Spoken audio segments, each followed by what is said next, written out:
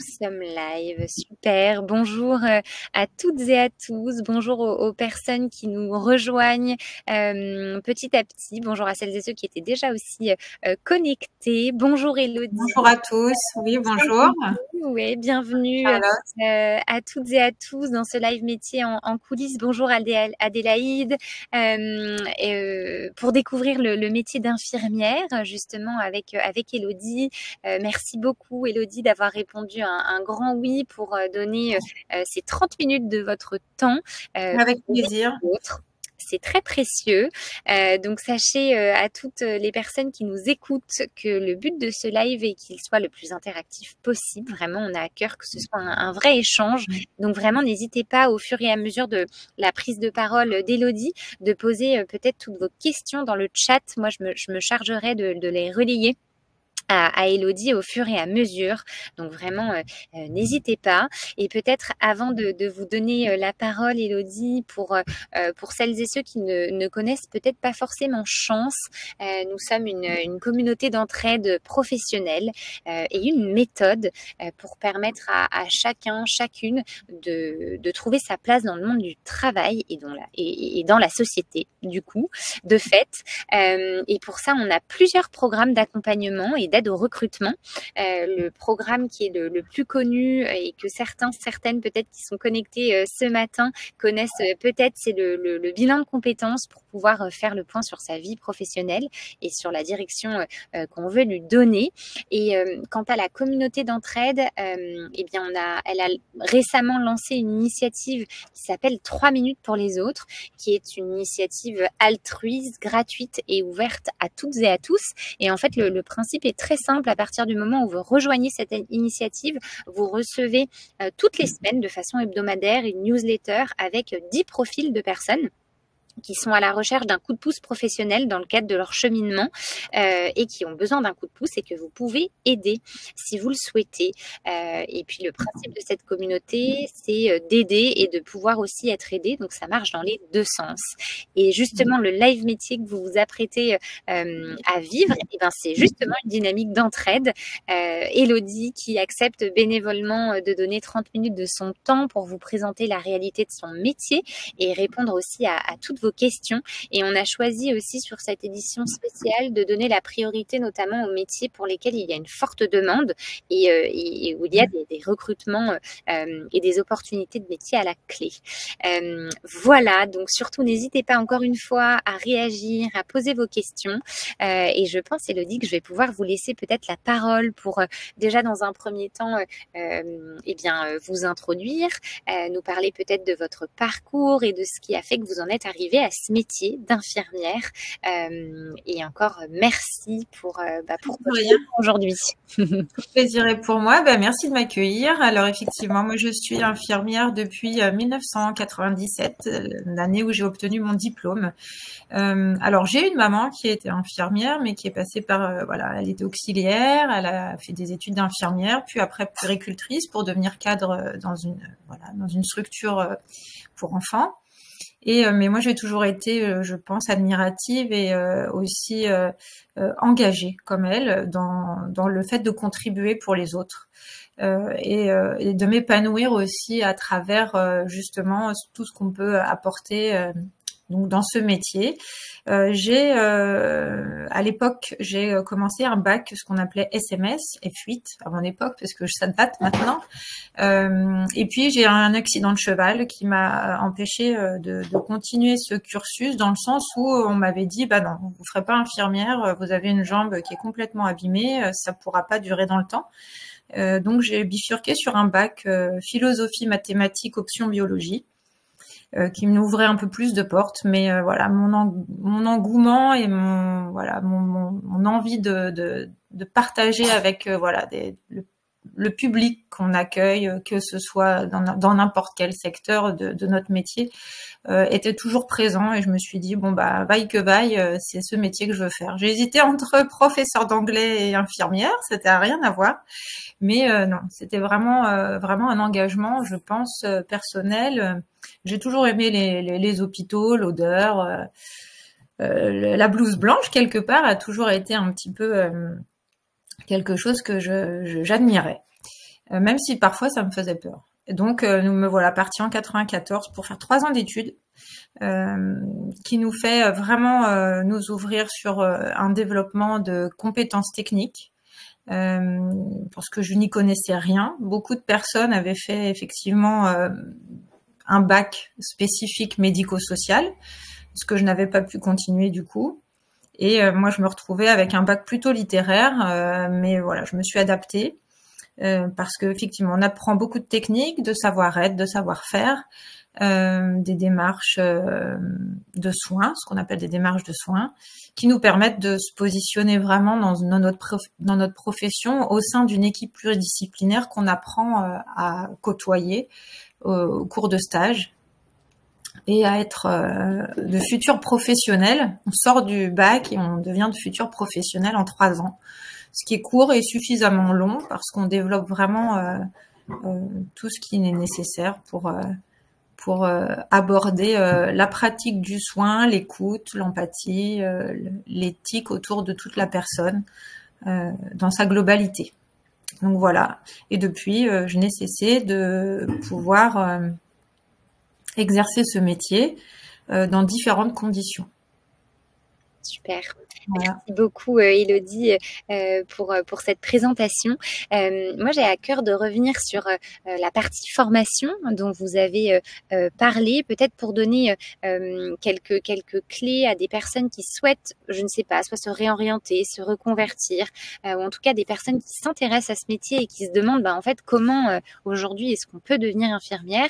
Vous l'avez dit, la formation me paraît, enfin, d'après ce que vous dites, est obligatoire. On n'arrive pas à un métier d'infirmière comme ça. Est-ce que vous avez peut-être quelques exemples de formations, des noms peut-être à partager que je peux écrire dans le chat pour les personnes peut-être qui souhaiteraient se lancer dans une formation? Et du coup, vous disiez que ce sont des formations d'une durée de 3 ans. Donc, il faut quand même avoir en tête que, voilà, pour être ou devenir infirmière, c'est 3 ans de formation certifiante à diplômante, ouais, même. C'est une formation diplômante, alors qui aujourd'hui fait partie d'un cursus universitaire aussi, c'est-à-dire qu'on peut s'inscrire en étant dans une continuité, voilà, d'études sur Parcoursup. Bon, à mon époque, et ça existe toujours, hein, on fait partie de ce qu'on appelle un institut de formation en soins infirmiers. C'est-à-dire que bon, on va dire que la méthodologie a changé, mais le principe reste le même. C'est-à-dire qu'on est dans une structure qui nous forme techniquement et théoriquement à uniquement ce métier qui nous permet, au bout des 3 ans, d'avoir un diplôme d'infirmière, diplôme d'État d'infirmière, en ayant du coup pendant ces 3 ans des parties théoriques qui sont dans cet institut de formation, dans une école en fait spécifique. Alors il y a aussi peut-être sur Paris, là je pourrais pas vous renseigner, mais certainement aussi peut-être des universités. Maintenant on appelle ça des sciences infirmières. Donc voilà, ça, il y a un mélange entre la spécificité d'avant qui était vraiment indépendante du cursus éducation nationale entre guillemets. Là on est rentré un petit peu dans le cursus universitaire, donc on fait partie des sciences infirmières. Mais tout en étant quand même vraiment un peu comme les médecins, de façon individuelle. On est dans des écoles vraiment spécifiques parce qu'il y a toute une partie théorique, il y a une approche des stages. Alors ça va être, je sais pas, ça va être 2 tiers, 1 tiers. Enfin, je pourrais pas donner vraiment de chiffres exacts, mais voilà, tout ce qu'on apprend en théorie, on a derrière la pratique en stage, la pratique en cours. De gestes techniques, d'aborder le monde du travail et le monde réel de la fonction dans toutes les disciplines qui font partie de notre cursus. Ça peut être la psychiatrie, ça peut être la personne âgée, enfin toutes les disciplines, ça peut être l'enfant, ça peut être la santé publique. Donc on peut avoir des choix. On peut s'orienter dans ce pour lequel on a le plus d'appétence, ou on peut aussi découvrir plein de choses en fonction de nos propres envies. et nos choix pour l'avenir, le bloc obstétrical. Après, il y a des spécificités aussi qu'on peut développer après ces 3 ans d'études. Il y a des diplômes super, entre guillemets, qui vont plus loin que l'infirmière générale, qui nous permettent d'être infirmière de bloc opératoire, d'anesthésie, puéricultrice, donc dans le monde des enfants. Il faut d'abord ce diplôme d'infirmière générale qui aborde déjà plein de disciplines. Et après, on peut se spécifier encore plus de façon plus poussée dans certaines techniques et approches en fonction du public qu'on a envie auquel on a envie avec lequel on a envie de s'orienter. Et vous, du coup, Élodie, pour aussi peut-être vous poser la question de la réalité de ce métier que vous faites depuis tant d'années. En fait, qu'est-ce que c'est d'être infirmière? Vous, peut-être vers quel public vous vous êtes orienté aussi, parce que vous parliez de spécificités qu'il est possible en fait de choisir. Est-ce que vous pouvez peut-être nous parler de ce métier, de cette réalité, des grandes missions qui font partie du quotidien d'une infirmière, pour qu'on en apprenne en tout cas un petit peu les coulisses? Alors, pour moi, c'est vraiment une vocation. Alors, en tout début de carrière, j'avais pas de poste vraiment dans lequel je voulais me lancer. C'était il y a quand même quelques années. C'était beaucoup plus compliqué de trouver du travail en fonction de ce qu'on souhaitait réellement. Donc, j'ai commencé par faire de la psychiatrie parce que voilà, on m'a permis d'accéder à un hôpital qui me permettait d'avoir des contrats qui se cumulaient. Et donc j'ai découvert un monde dans lequel je me serais pas lancée spontanément, mais voilà, j'avais envie de travailler. Voilà, une fois qu'on a son diplôme, on n'a pas envie de rester à rien faire. Au contraire, on veut pratiquer. Donc j'ai appris plutôt l'approche des personnes. Après, je me suis réorientée auprès des enfants, donc la pédopsychiatrie. Et puis ensuite, je me suis orientée vers la néonatologie parce que je voulais retourner dans le monde vraiment hospitalier et technique.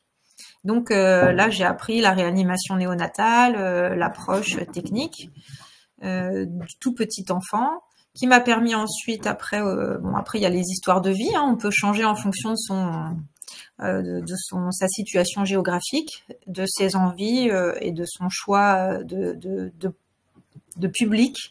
Et j'ai été mutée dans un service de maternité qui m'a permis justement d'accompagner, d'apprendre aussi de nouvelles techniques, parce que chaque spécialité a ses spécificités techniques et a ses spécificités d'accompagnement. En cardiologie, on accompagne d'autres publics, donc on accompagne différemment.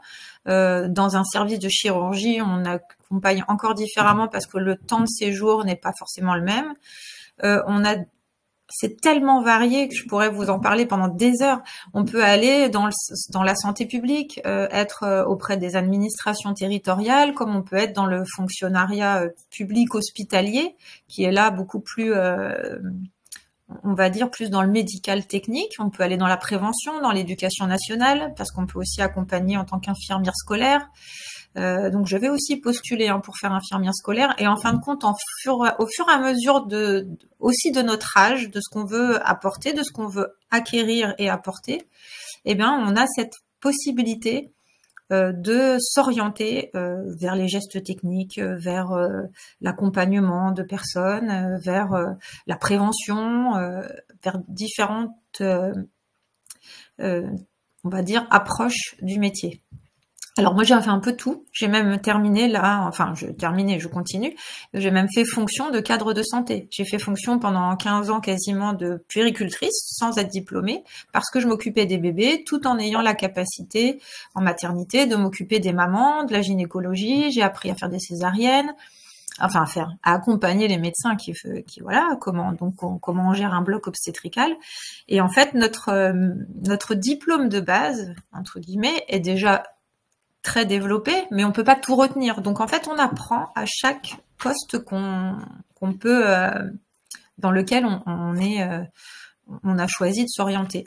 Donc on apprend tout au long de sa carrière aussi, en fait, à développer d'autres compétences, soit par des diplômes supérieurs, si on peut dire, différents, qui s'associent à notre métier, soit par des formations, des diplômes universitaires. Aujourd'hui, il existe des diplômes universitaires. Moi, aujourd'hui, je m'oriente vers les personnes vulnérables. Ça a toujours été un petit peu mon créneau. Les personnes âgées, handicapées. Et donc la fin de vie aussi, accompagner la fin de vie, c'est quelque chose qui me parle aujourd'hui, qui me parlait absolument pas il y a 20 ans, donc qui me faisait même peur. Donc au fur et à mesure de son évolution, de là où on en est, on peut s'orienter dans des domaines différents. Si on a envie d'être plus participant à des actions de prévention, on peut voilà, aller dans des PMI, donc PMI, protection maternelle et infantile, où on accompagne des personnes dans la relation mère-enfant, dans la gestion des enfants à l'extérieur des centres hospitaliers. Comme on peut être dans un hôpital, on peut être dans des EHPAD, on peut être dans des structures médico-sociales, donc accompagner des personnes handicapées, ou enfin tout public en fait. Oui, tout public. Vraiment, vraiment tout public. Et on peut et donc effectivement c'est un métier qui recrute aujourd'hui parce que c'est vraiment un engagement. Donc les contraintes, ça va être en fonction du poste. On sait que quand on est infirmier, on travaille 7 jours sur 7, 24 heures sur 24. Dans la théorie, aucun jour, en tout cas en centre hospitalier, n'est un jour où on ne peut pas travailler. C'est-à-dire que les jours fériés, les dimanches, ce sont des jours où on est possiblement en poste. On n'y est pas 7 jours sur 7 en poste, il y a des règles quand même, on fait partie quand même, la règle du travail s'applique aussi chez nous. Mais voilà, on a des horaires qui varient, ça peut être des horaires de journée, ça peut être des horaires de nuit.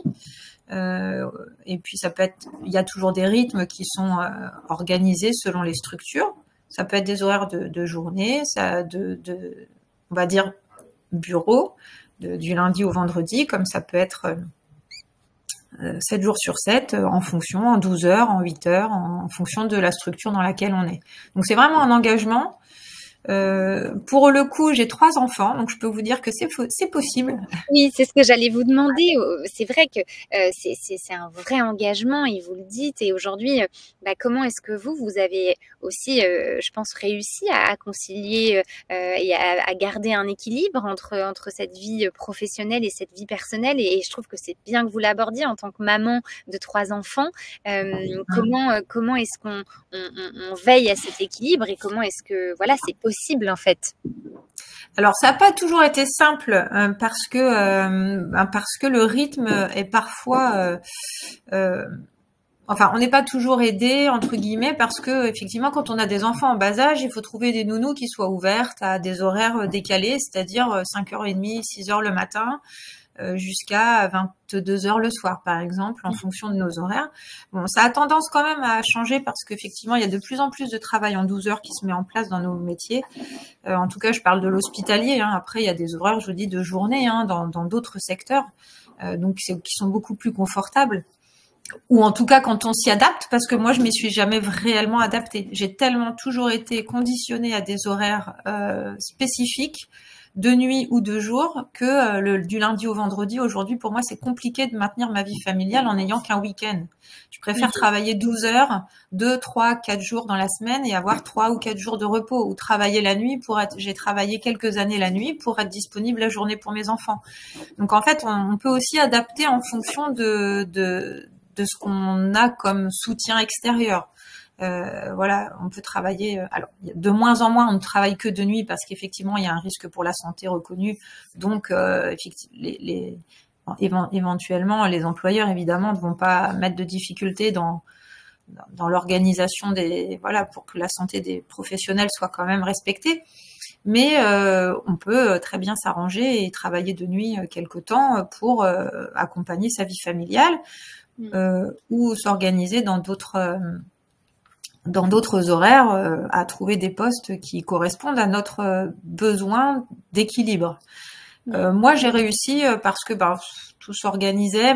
Après, je vais pas vous mentir, j'ai accompagné mes enfants parce que mon métier a toujours été presque une priorité. C'est-à-dire que je me suis pas trop posé la question, ça a toujours été un engagement pour moi, et j'avouerai que je me suis rarement rendue disponible quand mes enfants étaient malades. Je trouvais des solutions pour qu'il y ait quelqu'un qui prenne le relais, mais j'allais quand même travailler. Oui. Parce qu'il y a aussi cette Voilà, après, on évolue, mais tout le monde est différent et tout le monde fait ce qu'il veut. Mais il y a cette complicité aussi avec des collègues qui fait que, bah voilà, on est à la fois main dans la main entre collègues pour se dire, bah voilà, si j'y suis pas, quelqu'un d'autre va devoir me remplacer. Quelqu'un d'autre a aussi une famille, donc voilà, qu'est-ce que je fais? Mais en même temps, ça peut arriver qu'on soit indisponible parce qu'il y a vraiment des urgences, et ben quelqu'un d'autre prend le relais et inversement, on le fera. Il y a une solidarité aussi dans nos professions pour que le service soit quand même assuré et qu'on ait aussi la possibilité de voilà d'accompagner nos familles comme on peut. Oui. On va pas dire que tout était parfait. Donc mes enfants ont un peu suivi. À partir du moment où ils savaient, voilà, tant que c'était pas complètement aléatoire et qu'ils savaient où ils allaient, quand, comment, ça a été un bonheur. Pour eux, je ne peux pas dire, mais pour moi, ça a été un bonheur parce que ça, tout s'est bien déroulé. Voilà, ça s'est bien goupillé. Donc 3 enfants, ça a été à chaque époque, voilà, des organisations différentes, mais tout est possible, je dirais. Super, merci pour ce très beau témoignage de vie, Élodie. J'aimerais revenir sur peut-être une particularité qui n'en est pas une, qui sont les compétences. Alors vous l'avez un petit peu dit par rapport aux missions et à tout ce que voilà, à tout ce qui concerne en tout cas la réalité du métier. Quelles sont aujourd'hui les compétences essentielles à avoir justement pour faire le métier d'infirmière? Alors, ça n'engage que moi, mais je dirais quand même que l'attention qu'on porte à l'autre, en règle générale, est une qualité pour moi qui est essentielle. C'est-à-dire que si on n'aime pas les gens, entre guillemets, ça peut arriver, voilà, il y a des personnes, même moi dans mon cursus scolaire, enfin dans mon temps de formation, j'ai rencontré des élèves infirmiers qui étaient avec moi et qui disaient moi je préférerais m'orienter vers voilà des patients qui parlent pas trop parce que je préfère voilà au bloc chirurgical, ils sont endormis, moi ce que j'aime c'est la technique, voilà. Mais il faut quand même avoir envie de s'orienter vers l'attention qu'on va, en tout cas la contribution à l'autre, à ce qu'on va apporter à la personne en face de soi.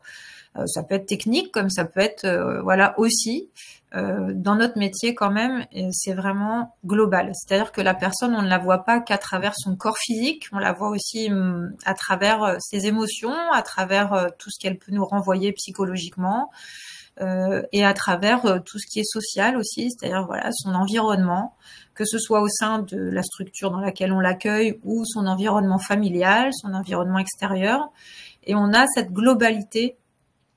Donc il faut vraiment s'intéresser à la personne. Il faut vraiment avoir cette appétence à l'autre et avoir envie de contribuer. On nous apprend par contre donc les gestes techniques. Donc si on n'a aucune formation technique, c'est absolument pas gênant parce qu'on apprend tout. Moi je suis arrivée, j'avais 18 ans du coup la première année.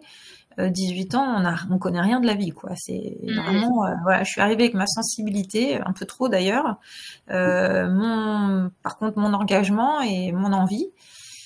Et on apprend tout, on apprend à se protéger aussi émotionnellement, parce que si on s'investit énormément, c'est aussi parfois ça peut mener quand même à un épuisement. Donc on apprend à développer aussi pour soi des compétences relationnelles.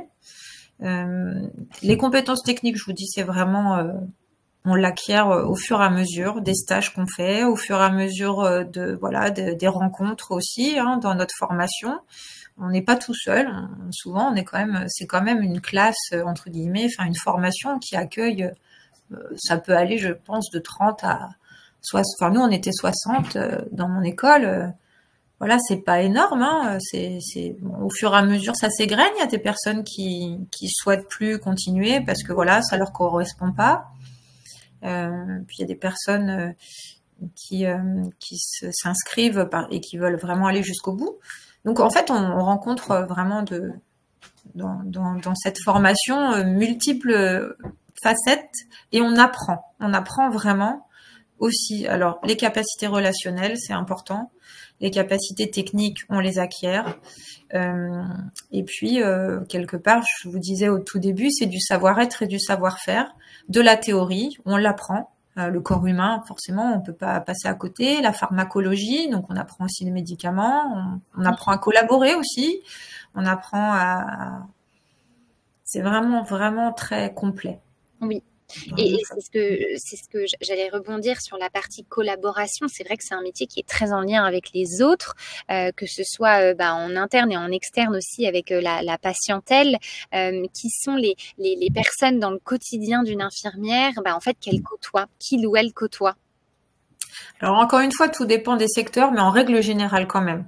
Il y a les médecins. Le secrétariat médical, donc les secrétaires. Au-dessus de l'infirmière, il y a la cadre qui gère aussi tout ce qui est management, qui est essentiel parce qu'en fait, elle fait le lien dans les besoins. L'infirmière, elle est techniquement auprès du patient en collaboration avec la plupart du temps une aide-soignante ou une auxiliaire, tout dépend du public accueilli. Si c'est les enfants, c'est une auxiliaire.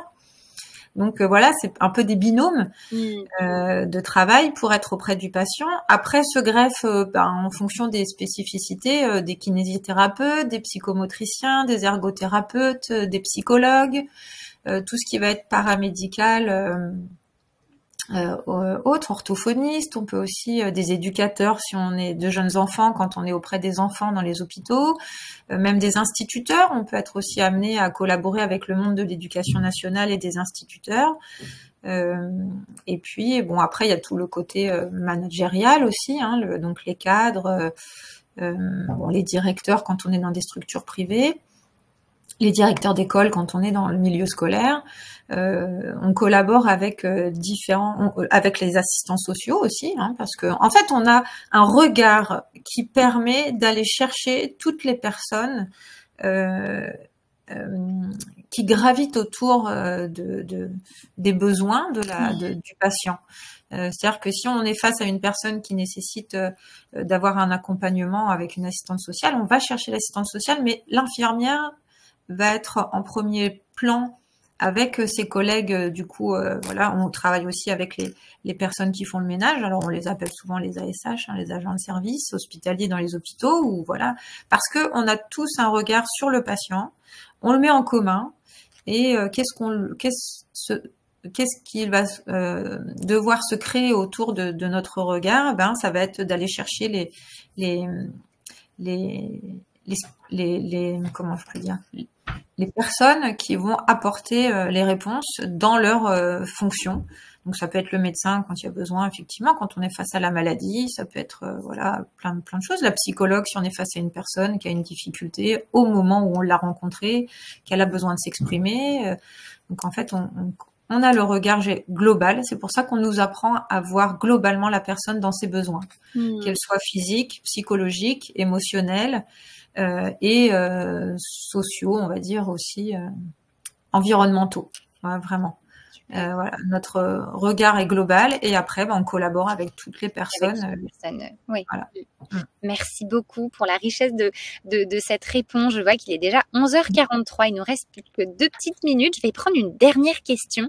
Élodie, est-ce que vous pourriez donner des informations éventuellement sur le salaire, la fourchette salariale? Donc, ça fait partie des impératifs. C'est vrai que oui, bien sûr. C'est un sujet important. Et Lauriane, a à cœur en tout cas d'avoir quelques informations là-dessus. Alors, pour être clair, moi, quand j'ai commencé, mais c'était il y a très longtemps, on était à 1500 à peu près net par mois, mais il y a 20 ans. Donc, imaginez, ça a changé quand même. Bon, aujourd'hui, de ce que j'ai pu en comprendre, la personne qui débute, donc qui n'a pas peut débuter avec un salaire au-dessus de 1700 net. Je ne veux pas vous dire de bêtises, ce sera pas partout. Ça va dépendre aussi des structures. Soit on est dans les régions parisiennes où il y a des salaires plus élevés que dans des autres régions où les budgets sont moindres. Ça dépend si on est dans le privé, si on est dans le public. Et ça dépend aussi, on va dire, quand on va dans le public, moi je parlais du public parce que j'y suis depuis plusieurs années, on est soumis à une grille de salaire qu'on peut trouver sur Internet, qui est générale. Donc voilà, avec des primes en fonction des week-ends qu'on fait, des jours fériés, des nuits. Les nuits sont un peu plus payées que le jour. Aujourd'hui, on peut très bien être en libéral, on peut être en intérim, on peut être salarié du secteur privé ou du secteur public. Donc ça varie en fonction de chaque on va dire établissement dans lequel on postule. Malgré tout, l'évolution de salaire est, à mon sens, pas quelque chose d'exponentiel. Ça monte pas en flèche, puisqu'on on suit, quand on est dans le public, on suit des échelons. Voilà, donc au fur et à mesure des échelons, on augmente notre salaire. Voilà.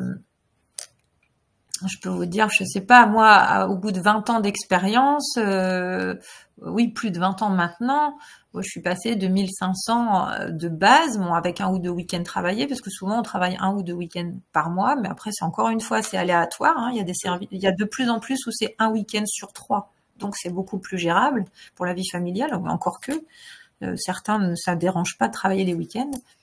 Et donc, voilà, aujourd'hui, au bout de 20 ans, j'ai évolué jusqu'à, 2500, 2600 net. Alors, ça peut être avec ou sans week-end, ça dépend. C'est pour ça que je vous dis c'est fluctuant, 2005, 2006. Donc, l'évolution est pas énorme, mais voilà, elle a tendance quand même aujourd'hui à être réadaptée parce que on sait que le coût de la vie augmente. Alors, comparé à d'autres métiers, je vous avouerai que c'est un peu frustrant parce qu'on a quand même des compétences et des responsabilités importantes et qui sont très épanouissantes, mais qui sont pas très reconnues. Mais bon, voilà, on a aussi un monde spécial. Voilà, il faut aussi savoir, aimer ce métier autrement qu'à travers le salaire. Mais il est de plus en plus reconnu quand même, que nos compétences sont spécifiques et nécessitent d'être reconnues aussi par le besoin financier qui nous permet aussi d'avoir une vie à côté plus épanouie. Et c'est une excellente chose que ça soit en tout cas de plus en plus reconnu. Oui, ça tend quand même à être de plus en plus dans les discours des employeurs. Merci Elodie. De rien. 11h47, pardon. Ça passe très vite. Merci mille fois pour merci à vous. Pour cette richesse. Adélaïde vous donne un petit message. Merci beaucoup Elodie pour votre témoignage et votre transparence. Vous faites un très beau métier. Très belle journée.